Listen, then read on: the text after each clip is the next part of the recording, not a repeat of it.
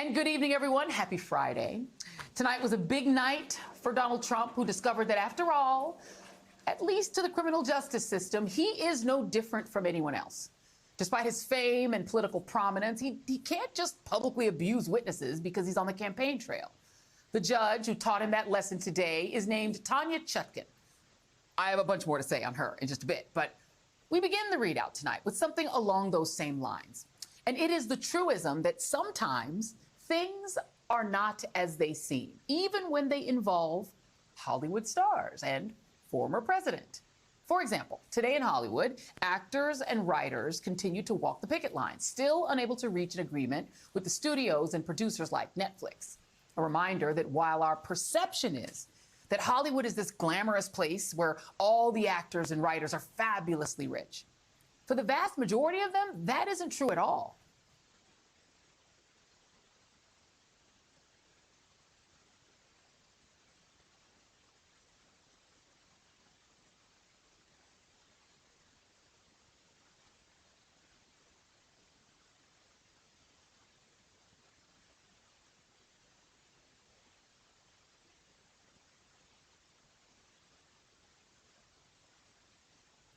Artifice is a big part of Hollywood, making you believe things that aren't real. The same is often true in politics. The Washington Post reports this week that Tommy Tuberville, the Alabama senator currently holding up all U.S. military promotions due to his opposition to abortion, including leaving both the Army and the Marines leaderless, and whose obstruction appears to have cost Alabama the headquarters of Space Command, which will now remain in Colorado, reportedly doesn't even live in Alabama. The Post used financial records to confirm that the senator actually lives in Florida. His wife has a Florida real estate license even, and he hasn't actually lived in the state that he represents for years.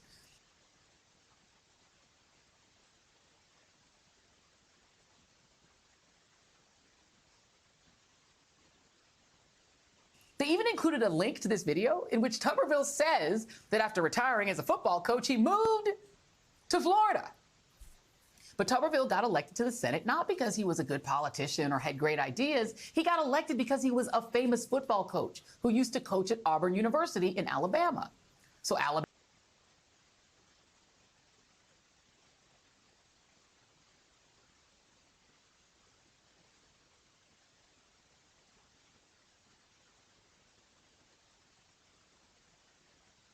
Republicans gleefully replaced actual civil rights hero and one-term Democratic Senator Doug Jones with Tuberville. Because it just sounded right to them, right? Auburn coach becomes Alabama senator. And if his voters don't like the fact that he doesn't actually live there, well, they're out of luck until 2026 when he is up for re-election. Tuberville, of course, is not the only interesting character living in Florida. Roger Stone, the Proud Boys, Michael Flynn, Javanka, and of course, Donald Trump lived there too. Trump moved to Florida after he became president, after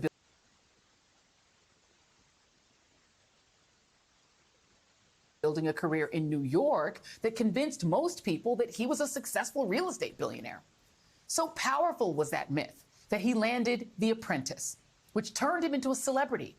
And then he became president of the United States. Same formula as how Tuberville became a senator.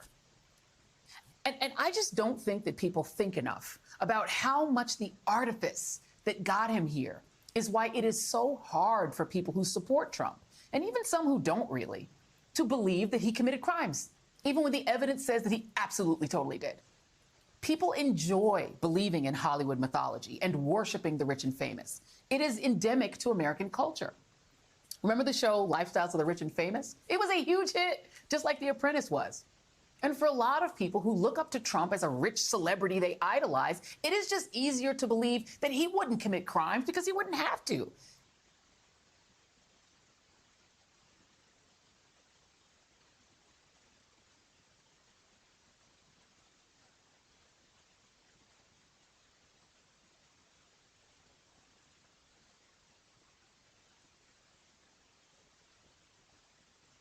He's just being set up by his enemies.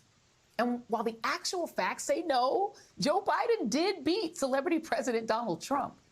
The idea that Trump really won just seems more believable to a lot of fellow Americans. The famous guy winning just makes more sense to them. And Trump has used that perception of himself to grow his support into something more than fandom. He's used his celebrity to grow himself a religious cult. And he's using his superfans' ardent support to try to build a wall around himself that he hopes will keep him out of prison. Because all he needs is one superfan on his juries to throw the government's case against him. All he needs is just one friendly judge. Hey, Florida. He just needs one juror who believes that all celebrities are rich and rich celebrities don't commit crimes.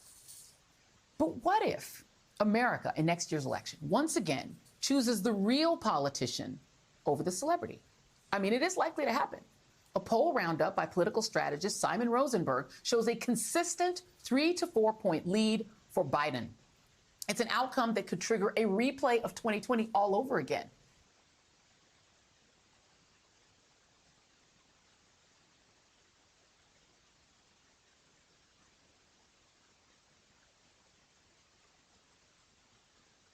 If Trump goads his supporters with the big lie 2.0. We also have to consider the flip side. What if he wins? Let's just entertain this frightening hypothetical for a moment, that it's November 2024 and Trump is declared the winner of the election. Nightmare scenario, I know. But what if Democrats in key states object to certifying his electors based on the 14th Amendment?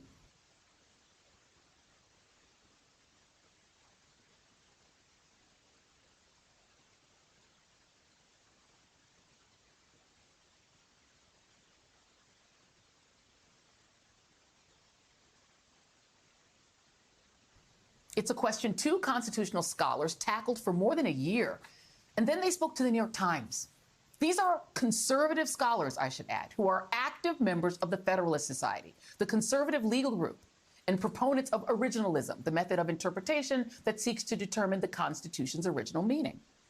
One of those professors, William Bawdy, summarized their conclusions saying, quote, Donald Trump cannot be president, cannot run for president, cannot become president, cannot hold office unless 2/3 of Congress decides to grant him amnesty for his conduct on January 6th.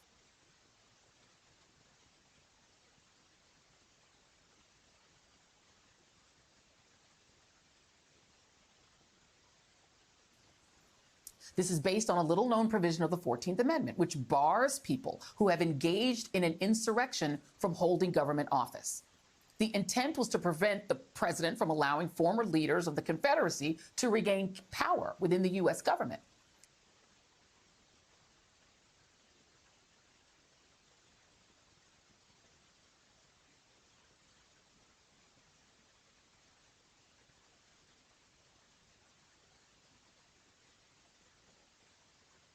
Congress can remove the prohibition, the provision says, but only by a 2/3 vote in each house. Now, of course, these findings don't change the fact that Trump supporters are determined to elect him again. But they will help boost these lawsuits that could be filed, arguing that Trump is indeed ineligible to be president. Professor Michael Stokes Paulson, the second scholar, said, quote, there are many ways that this could become a lawsuit, presenting a vital constitutional issue that potentially the Supreme Court would want to hear and decide. Joining me now is Lawrence Tribe, who has taught constitutional law at Harvard Law School for 5 decades. It's great to see you, Professor Tribe. I am officially obsessed with this scholarship by these Federalist Society judges, and I don't normally say that. But what's fascinating about it is that what they're saying is that it is unquestionably fair to say that Donald Trump, this is what they're saying, engaged in the January 6th insurrection through both his actions and his inaction. And therefore, they say that under the 14th Amendment's Article 3, he cannot be, even in some cases, added to the ballot to be president of the United States. And people can sue over that and make that claim. What do you make of their argument? Well, I think that there's a great deal to be said for it. You don't have to be an originalist, somebody who thinks that the Constitution's meaning has to be excavated from the history and what people understood it meant at the time. In this case, it's simply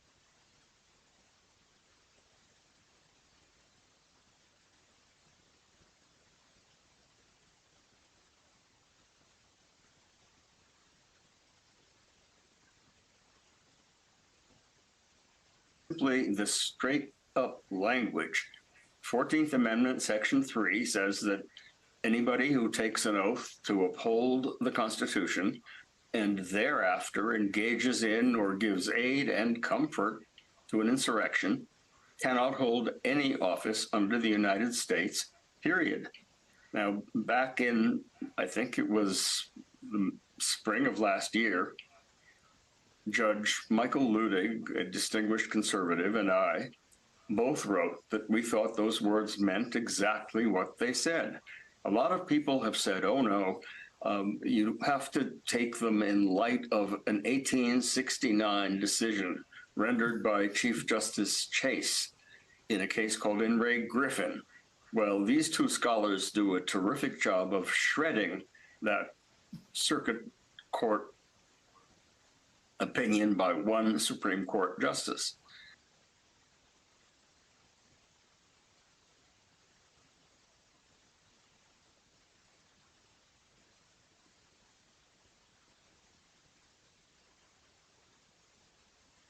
So what is left? Well, what's left is a kind of practical argument. Some people say that provision can't be self-executing. It can't just rise up out of the ashes and grab politicians and say, sorry, you were an insurrectionist, you can't run. There has to be implementing legislation under Section 5 of the 14th Amendment. But there's nothing in there that suggests that you need new legislation. And anyway, all 50 states have laws called quo warranto laws, laws where you can ask, by what warrant do you hold this office? And the only modern decision applying this language used that law or something just like it in New Mexico to say that a county commissioner who had actually taken part in the insurrection, though he hadn't been convicted of any insurrection crime, only of trespass, couldn't hold his office. Now, an appeals court never ruled on that because the case became moot. He lost an election. But I would imagine that whenever Donald Trump tries to run in any particular jurisdiction, the Secretary of State of that jurisdiction, whether on the basis of this article or a little more obviously on the basis of, you know, this little pamphlet, the Constitution of the United States, just read it and say, wait a minute, you can't run. Now, he will say, I was never convicted of insurrection. I was only convicted in the District of Columbia under the indictment brought under other laws by Jack Smith. I'm assuming perhaps he will have been convicted before the election. Right. But it is clear you don't have to be convicted of insurrection in order to be disqualified. Now, when Michael Stokes Paulson says, I think the U.S. Supreme Court is going to be eager to rule on this, I beg to differ. I don't know about that. You know, they could easily duck. Lower courts could say, as a matter of realpolitik, we're not going to take this old language. We may be originalists when it comes to other things, but you know, here we're going to find a way out. So I'm not sure what's going to happen, but it is clearly a major issue overhanging any possible Trump presidency. And I think it's going to be a major political issue going forward.